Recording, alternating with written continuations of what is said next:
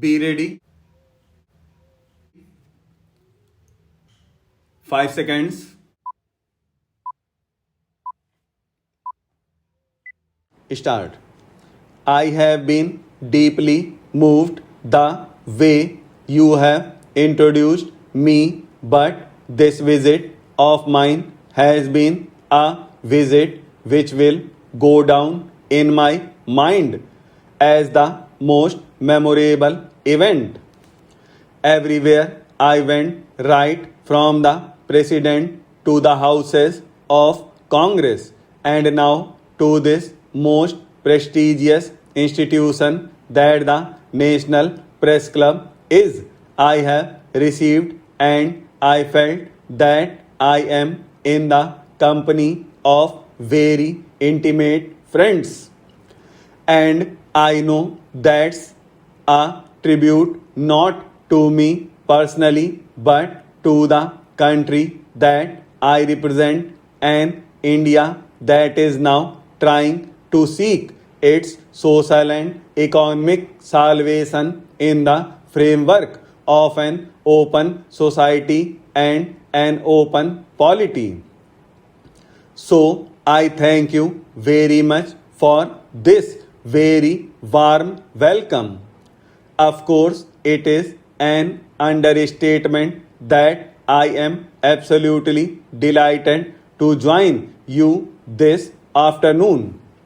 I know something about the great weight that the National Press Club enjoys in the world of journalism. That you have done me this honor. I am most grateful to you for this. I thank you for this invitation to share my thoughts on our country's hopes, aspirations, and the challenges we face, and now working together, India and America can help us to meet those challenges so that in the process we begin a new chapter in the history of Indo American relations.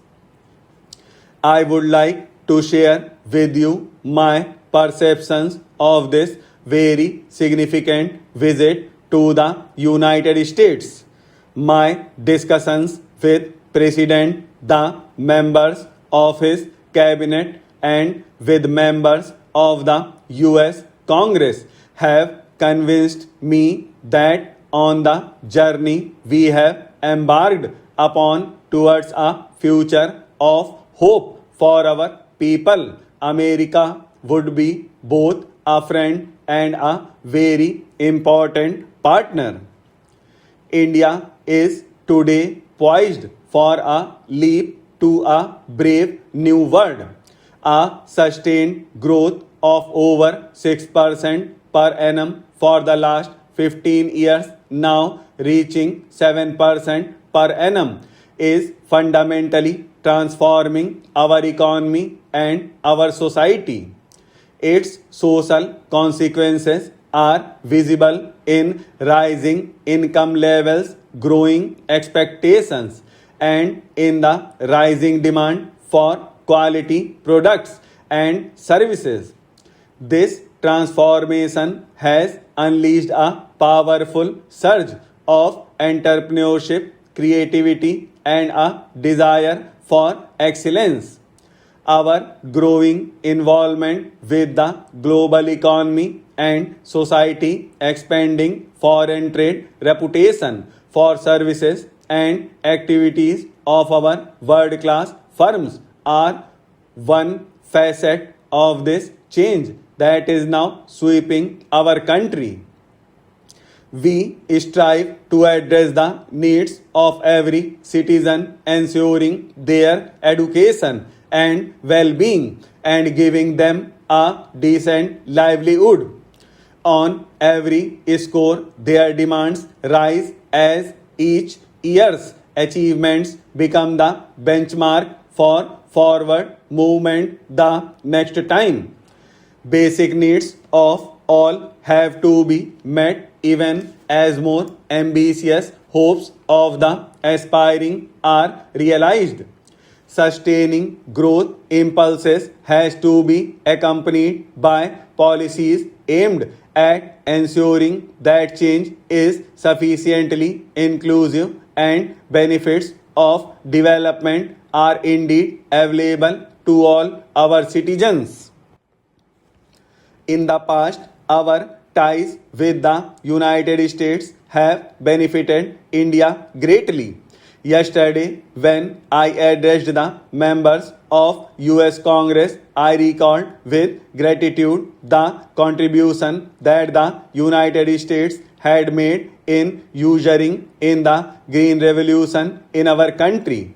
The cooperation between American land grant colleges and our institutions of research in agriculture gave rise to that phenomenon of miracle of new wheat seeds which made it possible for our agriculture to grow phenomenally since the mid 60s. I thank America for that. We now seek to build on that past tradition of working together while forging a new partnership with the United States. This new partnership is focused on greater business to business interaction cooperation in the field of energy, in agricultural research and agribusiness, in new technologies, in educational networking, and in building new frontier science capabilities. The 21st century probably will be a knowledge intensive century. India and the United States can be very valuable partners in the management and ushering in of the new knowledge society that is on the horizon. Much of my discussions with President Bush were devoted to what the India US relationship had to offer in the fields of infrastructure, energy, and in the field of knowledge creation. I believe that American interests are well served by a stronger and more modern Indian economy. Many of the initiatives that we announced yesterday on agricultural research, on nanoscience, or on innovative technologies reflect this shared belief of the President and myself. I am convinced that steps that we have taken will lead to a long-term partnership between India and the United States to our great mutual benefit. Access to energy resources is an issue of particular importance to our relationship, and our newly constituted energy dialogue is focused precisely on this issue. Our current dependence on hydrocarbons will have to be diversified in favor of a broader energy mix. I discussed with the President prospects for the resumption of our cooperation on civilian nuclear energy. The United States, I believe, is not only cognizant of our energy requirements but appreciative of the role of India.